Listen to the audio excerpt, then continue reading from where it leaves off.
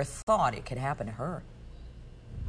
It started out as a trip to the beach. It was a cold March Sunday morning, and I was out of town with some longtime friends. And that morning, I went to pick up some things, and when I did, they started falling out of my hand. And I tried to say something. In my mind, I was saying, "Oh my goodness, what is wrong with me?"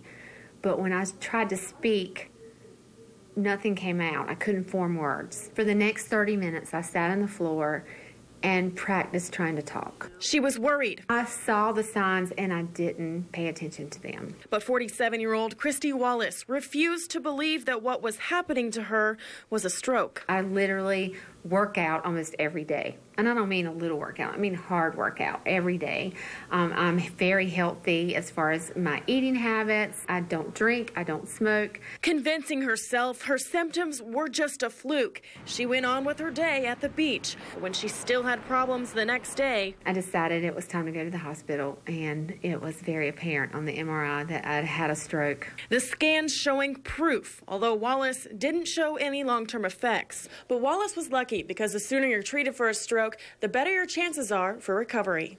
Doctors say the best way to know if you're having a stroke is to use this acronym. FAST. F is for face drooping, A is for arm weakness, S is for speech difficulty, and T is for time to call 911.